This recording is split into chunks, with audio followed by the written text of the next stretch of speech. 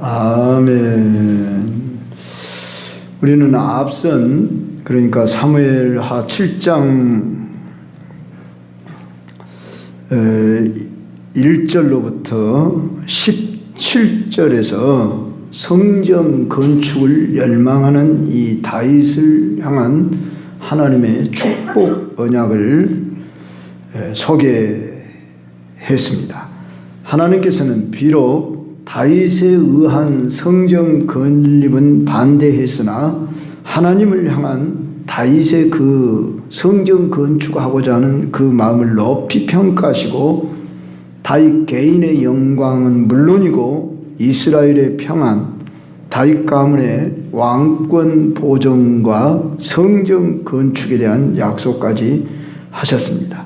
그리고 이어지는 오늘 본문은 다윗이 하나님께서 자신의 집을 영원히 지키겠다, 왕권을 보장하겠다, 그러한 약속에 대해 경외심을 가지고 감사를 표현하고 있습니다. 그래서 이제 그는 자기뿐만 아니라 이스라엘 민족을 향한 하나님의 그 뜻, 그 언약에 대한 약속을 향하여 그가 하나님 앞에 감사의 기도를 올리고 마지막에는 자기의 소원 기도를 올리는 이런 내용을 살피게 되겠습니다.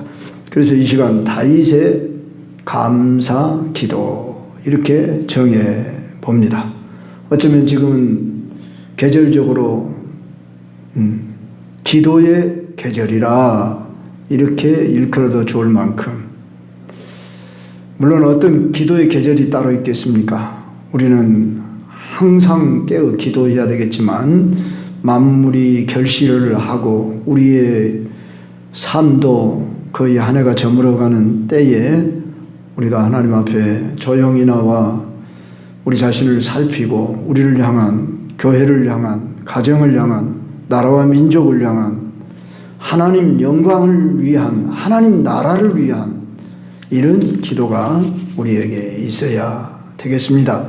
그래서 이 시간 세 가지로 나누어 오늘 본문을 통해 살피겠는데, 그 첫째가 다윗은 자신에 대하여 베푼 하나님 은혜에 대하여 감사 기도를 18절로 21절에 걸쳐 하고 있습니다.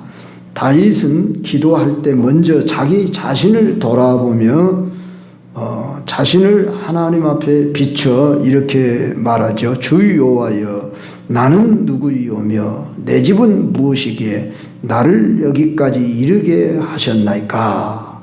참으로 이 질문은 다윗의 겸손한 마음을 알 수 있고 하나님 은혜에 대한 경외감을 가져고 있음을 볼 수가 있습니다.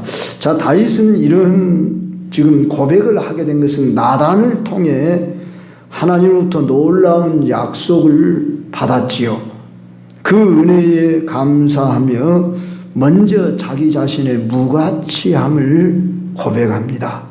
우리는 기도할 때에 나 자신은 하나님 앞에서 어떤 존재인가, 여기에 대한 항상 살핌이 필요하리라 싶습니다.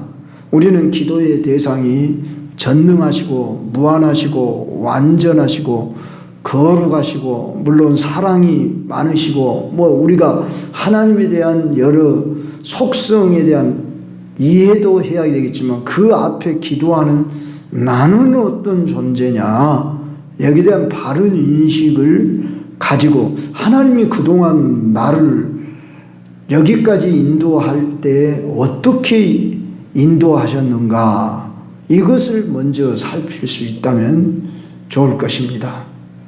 그래서 다윗은 시편 속에서도 이런 말을 했습니다. 시편 8편 4절에 보니까 사람이 무엇이기에 주께서 그를 생각하시며 인자가 무엇이기에 주께서 그를 돌보시나이까. 또 시편 144편 3절 4절 보니까 여호와여 사람이 무엇이기에 주께서 그를 알아주시며 인생이 무엇이기에 그를 생각하시나이까. 사람은 헛것 같고 그의 날은 지나가는 그림자 같으니이다. 자, 이와 같은 다윗의 고백은 하나님은 창조주이시고 우리 인생은 피조물입니다. 그런데 우리가 여기까지만 인식하면 안 되죠. 왜? 나만 피조물입니까? 다른 사람도 피조물이고 또 심지어 동물들 모든 생존해 있는 만물들이 다 피조물이죠. 그러나 다윗은 창조주와 피조물 정도만 인식한 게 아니라 피조물 가운데서 그의 백성 삼으셨다. 그리고 오늘 하나님을 향하여 주 여호와여, 그리고 주라는 말을 지금 여러 번 쓰고 있고 자기 자신을 가리켜 종이라 그렇게 표현합니다. 자, 다윗은 지금 일국의 왕입니다. 통일 왕국을 세웠습니다. 그런데도 그는 하나님 앞에서 나는 종입니다. 하나님은 주 여호와이십니다.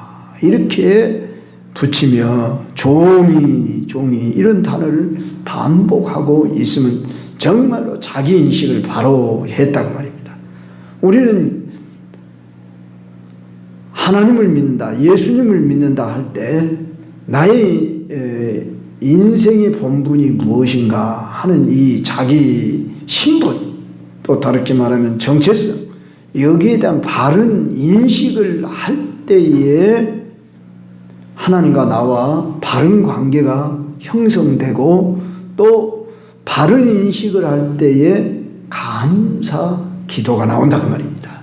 다윗이 그렇게 했으니까 우리도 그렇게 하자는 게 아니라 정말 우리가 말씀 앞에 내가 지금까지 믿는 하나님을 인식할 때 나는 도대체 어떤 존재냐, 이걸 분명히 깨달으면 정말 우리는 감격하는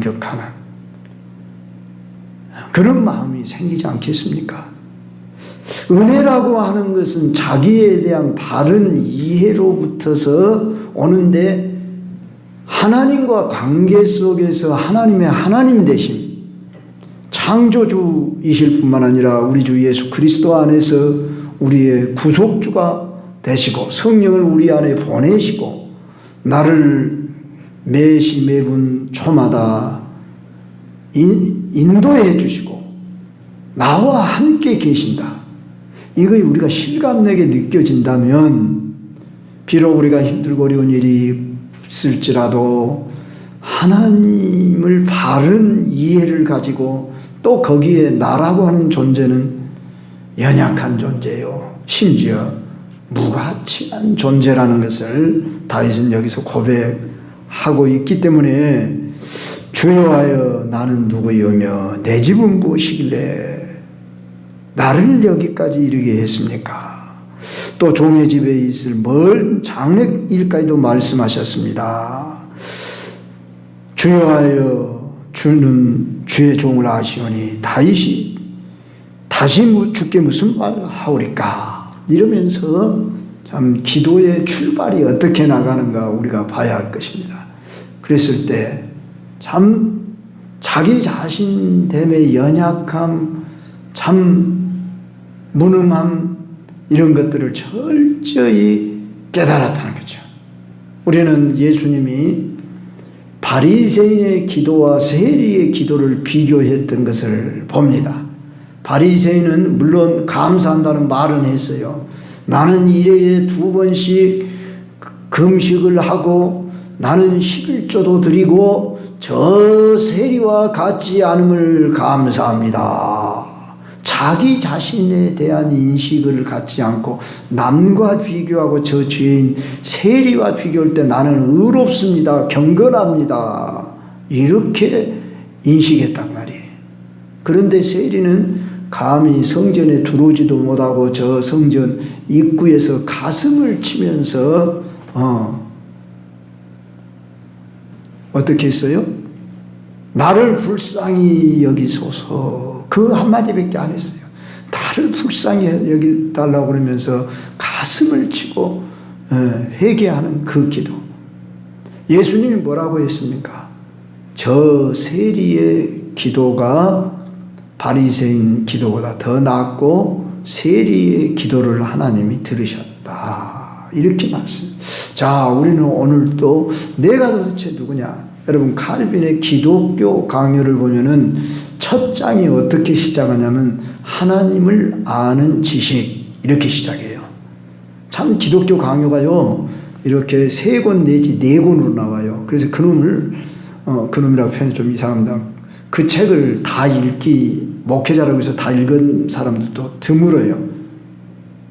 저도 1권부터 4권까지는 쭉 못 읽었어요. 뭐 보는 것은 막 서너 번도 봤고 어느 챕터는 보고, 사실 읽으려고 참 여러 번 노력을 했는데 처음부터 끝까지는 못 읽었어요. 근데 요사이가 아니라 작년인가 그 작년인가 제가 이제 그러니까 그 책이 원문이 프랑스라고 합니까? 라틴어로 기록이 됐죠. 라틴어로 기록이 됐는데 그걸 영어로 번역한 것을 우리 한글로 번역한 책이 지금까지 그런 책밖에 없었어요. 그런데 종신대 문병호 교수란 분이 조직신학자인데 그분이 라틴어 원문을 직접 번역했어요. 그래서 이렇게 4권으로 아주 장질이 좋게 나왔는데 제가 그 책을 아낌없이 샀지요. 그래서 이렇게 보고 있는 중에 있습니다만은 그 기독교 강요의 처음이 뭐라고요? 하나님을 아는 지식, 신지식이다 그 말이에요. 우리는 누구에 대해서 알아야 돼요? 하나님에 대해서 알아야 돼요. 그런데 하나님을 알게 될 때 나를 알게 되는 거예요. 근데 이게 동시적이라고 말합니다. 나를 아는 자가 하나님을 알 수 있대요. 근데 순서상으로 보면은 하나님을 알 때 나를 알게 되는데 이게 동시적으로 알게 되어지는 것이라는 거죠. 내가 하나님을 안다 그 말은 나를 발견하게 된다 그 말이고, 나를 발견한 자가, 진정 나를 발견한 자가 하나님을 아는 자다 그런 말이죠. 자, 이런 점을 우리가 인식할 때 다윗은 하나님을 매우 가까이 잘 아는 사람이었다 하는 것을 우리가 오늘 다윗의 기도를 통해 알 수 있단 말이에요. 그저 내가 무가치한 존재고 내가 참 연약한 자고 나를 불쌍히 여겨달라고 뭐 이 정도만 아는 게 아니라 오늘 우리가 말씀을 이제 총체적으로 살펴보면 알게 되는데 다윗은 자기가 무슨 일을 해야 할 줄을 아는 사람이었습니다. 오늘 다윗은 하나님 앞에서 자기의 위치, 그 본분이 무엇인 줄 알았으니 오늘 우리도 그러해야 하지 않겠습니까? 자, 신약의 제일 어떻게 보면 큰 인물이다 뭐 이렇게 표현하기는 좀 그럴는지 모르지만 바울이지 않습니까? 바울. 자, 바울이 자기 자신에 대해서 뭐라고 합니까? 나는 만삭되지 못하여 난 자 같습니다. 나의 나된 것은 하나님의 은혜로 되었습니다. 이런 표현들, 뭐 나는 죄인 중에 괴수입니다. 바울이 그렇게 이야기했으니까 우리도 막 우리 자신을 그렇게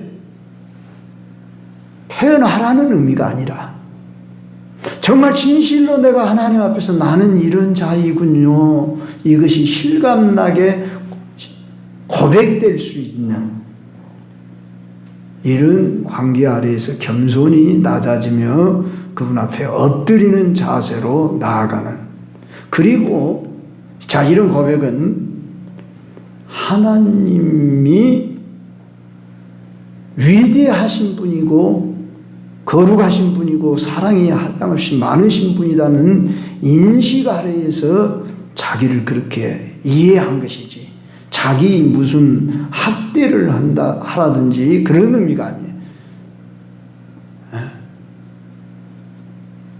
자, 우리는 하나님 앞에서 기도하는 자들로서 하나님을 바르게 인식할 줄 알고 나 자신을 바로 알게 해주십시오. 이 기도가 항상 필요하며 발견하도록 노력해야 할 겁니다. 그 말씀 가운데서, 기도 속에서, 체험 속에서 알 수 있지 않겠습니까? 자, 다윗을 그동안 어떻게 여기까지 오게 인도했는가 하는 것은 뭐 말로 설명할 수 없는 많은 하나님의 은혜가 그에게 임하였기 때문에, 그의 실수, 잘못도 얼마나 많았습니까? 오류도 많았지만 하나님이 용서하시고 그를 또 높여주시고 또 하나님이 그를 쓰시고 또 더군다나 하나님이 다윗에게 놀라운 약속을 해주고 네 왕권을 영원히 내가 함께 주고 너를 통해 메시아를 주겠다고 하는 이런 약속까지 줄 때 몸둘 바를 모르는 이 다윗의 심정을 우리가 10분 이해하며, 그러면 우리는 다윗처럼 그렇게 큰 은혜 입혀주지 않고 그렇게 사랑을 못 받았기 때문에 나는 하나님 앞에 나아가는 자세가 이 정도면 됐습니다. 이렇게 되어야 할까요? 우리 각자에게 하나님은 다 은혜 입히셨고 또 하나님은 다윗만 사랑하는 하나님입니까? 다윗이 여호와 하나님을 인식하고 그와 관계를 맺었지만 우리 주 예수 그리스도의 십자가의 은혜, 무슨 또한 부활의 은혜, 성령의 인도하심, 다윗도 성령의 충만함을 입은 사람이었으니까 그 부분은 우리가 충분히 이해할 수 있겠네요. 자, 그러나 아직 구속사적인 그런 의미의 주님이 어떤 분이신가는 우리처럼 알고 있지 못했어요. 그렇잖아요. 여호와 하나님이 자기 생애 가운데 어떻게 인도하셨는가. 자, 그러니까 우리는 놀라운 이런 은혜 아래에서 살면서도 때로 우리가 이 은혜를 잊어버릴 때가 많다면 참 우리는 죄송합니다. 하나님, 그러면서 나아가야 하지 않겠습니까? 그래서 여러분들이 주를 더 밝히 알게 해주시고 그 은혜 아래 젖어들게 해달라고 이 기도가 늘 있어야 할 줄 압니다. 이제 두 번째로 우리가 생각해 볼 것은 이스라엘에 베푼 하나님의 은혜에 감사하고 있는 다윗의 모습을 22절부터 24절을 통해 볼 수 있습니다. 다윗은 주 여호와여 주는 위대하시니 이는 우리에게로 들은 대로는 주와 같은 이가 없고 주에는 신이 없습니다. 그러면서 하나님을 높이 하나님 되심을 인정하고 있습니다. 그러면서 23절 보십시오. 땅에 어느 한 나라가 주의 백성 이스라엘과 같으리까. 그러면서 자기가 지금 왕으로서 이스라엘을 다스리는 자인데 이 나라가 하나님이 세우신 나라입니다. 하나님이 다스리시는 나라입니다. 하나님이 이 세상 여러 많은 민족 가운데서 우리 나라를 어떻게 지금까지 인도했는가. 그러면서 애굽에서 우리를 건져내셨다. 그리고 하나님께서 이 이스라엘 통해서 주의 명성을 내셨다. 즉 주의 이름의 영광을 나타내시도록 하기 위해서 이 이스라엘이라고 하는 민족을 선택하셨습니다. 이런 내용의 기도를 하고 있더라 그 말입니다. 저는 여기서 그래서 오늘 우리의 가정, 우리의 교회, 이단이 여기까지만이라도 생각합시다. 우리 나라까지 우리가 나아가기는 좀 그렇다 할지라도 우리가 섬기고 있는 교회와 우리의 가정과 교회, 교회와 가정은 뗄래야 뗄 수 없는 그런 하나님의 언약 속에 하나님 나라를 이루기 위한 하나님의 뜻이 담겨 있는 그런 단체입니다. 그랬을 때에 우리는 이 교회를 어떻게 볼 거냐? 교회 안에 내가 어떤 위치에 있으며 어떤 사명을 감당해야 하느냐? 많은 성도들이 이런 생각을 하지 않습니다. 그저 나는 오늘 주일날 은혜 받고 그냥 돌아가면 그걸로 되는 걸로 그렇게 아는 분들이 종종 있잖아요. 충성된 뭐 열심히 봉사하는 사람 몇 사람들이나 그렇게 하지. 그래서 손님교인처럼. 내가 언젠가 그런 이야기 했잖아요. 저는 교회를 식당에 비유하면 안 되겠다. 자기 필요한 음식 주문해서 맛있는 음식 먹고 가는 식으로 생각하면 안 된다는 말이죠. 우리는 가정과 교회, 교회와 가정은 뗄래야 뗄 수 없는 하나님이 이 지상에 유일하게 세운 두 기관이 가정이요 교회란 말이에요. 교회는 예수님의 피값을 지불하고 사셨다고 그랬고 남편과 아내와의 관계를 그리스도와 교회와의 관계로 에베소서 5장에서 비유로 말씀하셨다고 말이에요. 그리고 이 교회는 제가 이제 아마 주일날 되면 앞으로 지금까지 제가 교회라고는 제목으로 한 석 달 가까이 지금 말씀을 하고 있어서 교회가 해야 할 역할이 뭔가에 대해서 많이 들었습니다. 앞으로 해도 뭐 한이 없겠죠. 그래서 앞으로 더 듣기로 하고요. 이제 우리는 성도라고 할 때 이 성도는 교회와 뗄래야 뗄 수 없는 관계. 교회는 그리스도를 머리로 하고 나는 그의 지체되어서 교회가 그리스도의 몸이라 그 말입니다. 그렇기 때문에 교회는 이 건물이기 전에 신앙 고백을 하는 자들의 모임이요 두 사람 이상이 모여지면 교회라 한다고 말입니다. 그리고 엄밀히 말하면 우리 한 사람이 교회를 이루는 요소다 그 말입니다. 그러니까 내가 없으면 안 되죠. 내가 너와 함께 이루어질 때 교회가 되고 우리는 교회의 요소들이고 그렇기 때문에 우리는 이 교회를 왜 세우셨냐 이걸 알아야 한다는 말입니다. 그럼 여기서 지금 다윗은 이스라엘 나라를 왜 세우셨냐 여기에 대한 바른 이해가 있었다고 말입니다. 주의 이름에 드러내기 위해서 1차적으로 하나님의 영광을 위해서라고 그가 고백하고 있잖아요. 그래서 우리를 구속해 내사 주의 이름 그 명성을 저 이방 세계에 알리고 하나님 나라를 이루는 그러한 국가로 나를 세웠는데 바로 나는 그의 종입니다. 이런 고백을 하고 있는 거예요. 내가 왕입니다. 내가 나에게 권세를 주셨으니 내가 할 수 있도록 뭐 이런 식으로 말하지 않더라고 말입니다. 주의 뜻대로 이 나라를 다스리도록 나에게 이렇게 위임을 해 주셨다고 하는 이런 바른 인식을 하면서 지금 24절에서 뭐라고 말합니까? 주께서 주의 백성 이스라엘을 세우사 영원히 주의 백성으로 삼으셨사며 여호와여 주께서 그들의 하나님이 되셨. 자, 우리는 하나님이 우리 하나님 되고 내가 그의 백성 된다.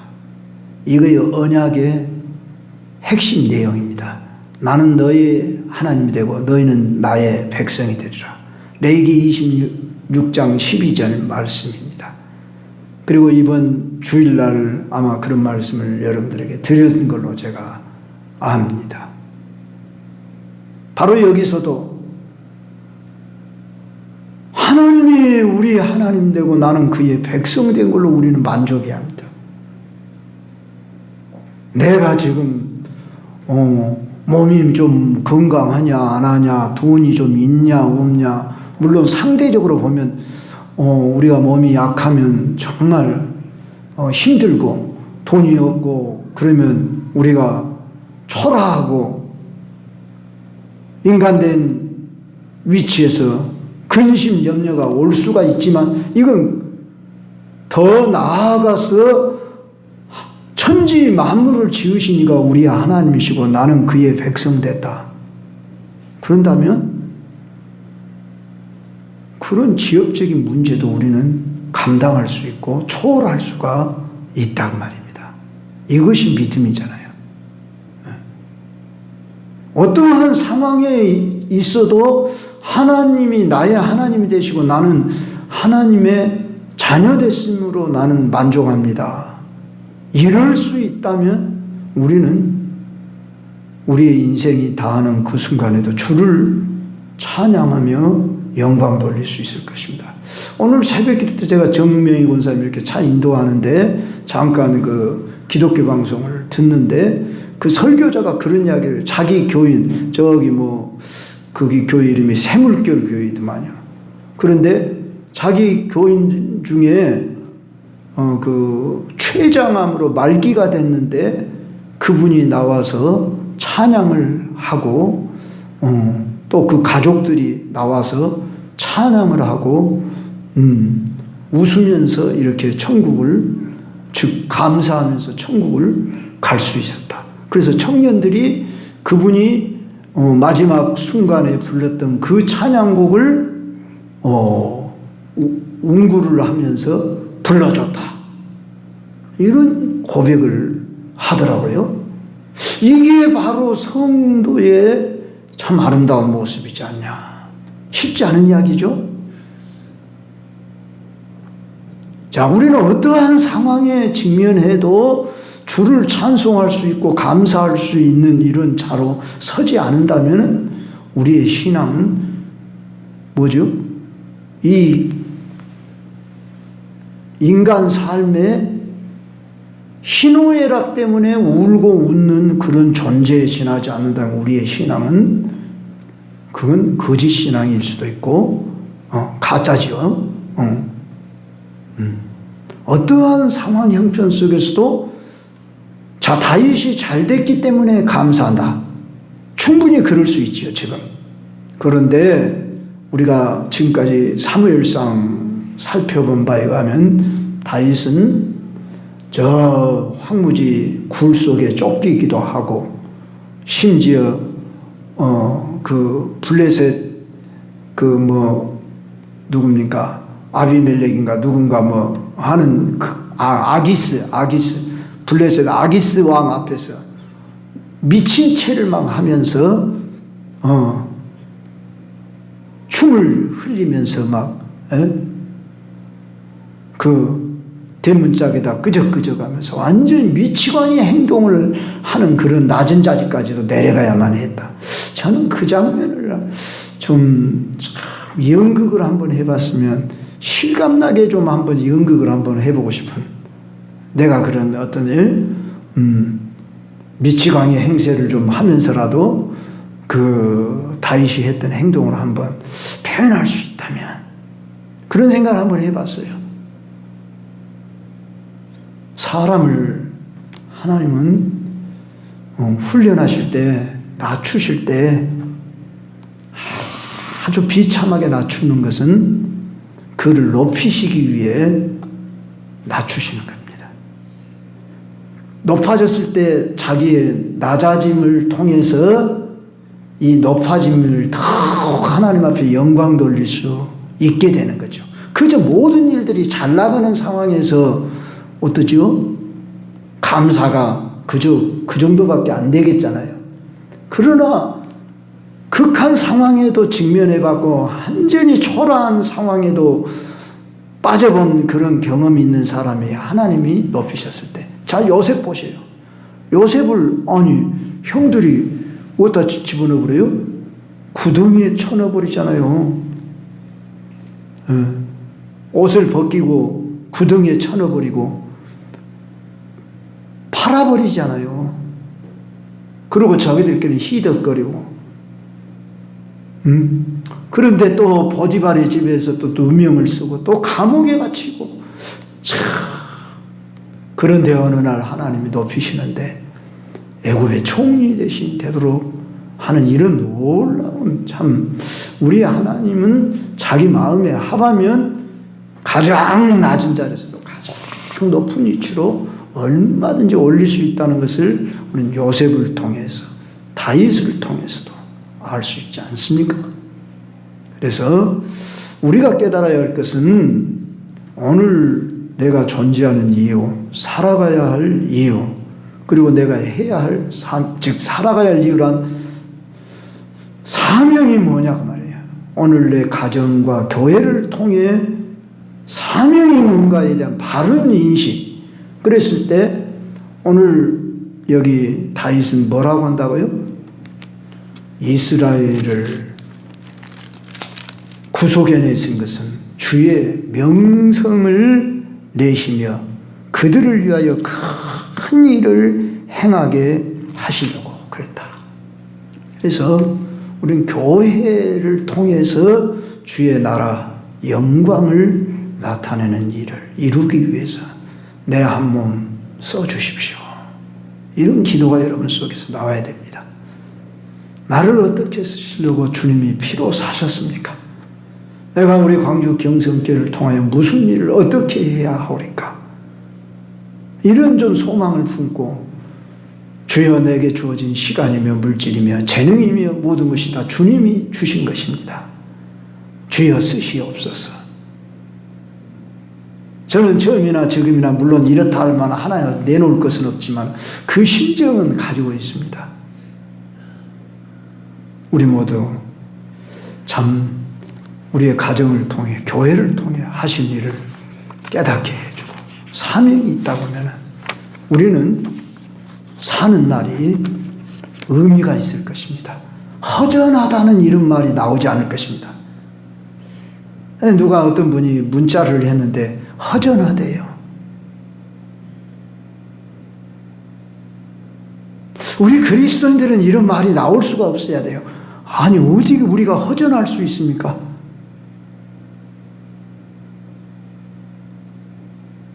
마지막으로 생각해 볼 내용은 다윗이 뭐라고 기도하냐면 하나님의 언약의 성취를 위해 기도하고 있습니다. 25절로 29절에 보면은 다윗은 하나님께서 약속하신 대로 다윗의 후손이 왕위를 이어가며 하나님의 뜻을 이루기를 약속했습니다. 하나님의 이름을 크게 높이는 일을 위해 다윗의 집이 주 앞에 견고하게 하옵소서. 그렇게 26절에 봐봐요. 그렇게 말씀하죠. 주의 종 다윗의 집이 주 앞에 견고하게 하옵소서. 그러면서 자 28절로 29절에 주목해 보십시오. 주여와여 오직 주는 하나님이시며 주의 말씀들이 참되시니라. 주께서 이 좋은 것을 주의 종에게 말씀하셨사오니. 자 29절 이 말씀은 언제 여러분이 한 번쯤 봤을 거예요. 우리 한번 29절 같이 읽습니다. 시작. 이제 청하건대 종의 집에 복을 주사 주 앞에 영원히 있게 하옵소서. 주 여호와께서 말씀하셨사오니 주의 종이 집이 영원히 복을 받게 하옵소서. 마지막 그 소절에 주의 종의 집이 영원히 복을 받게 하옵소서. 이 말을 그 나무로 이렇게 뭐라고 합니까? 편말 해가지고 써가지고 이렇게 선물 드리고 많이 그랬습니다. 그 구절만 그냥 빼가지고 그저 복이라고 그러면은 좋아가지고 주의 종의 집이 영원히 복을 받게 하옵소서. 이 구절만 딱 따가지고. 근데 이런 기도를 하게 된 배경에 대한 바른 이해가 있어야겠죠. 자, 왜 이런 기도를 했어요?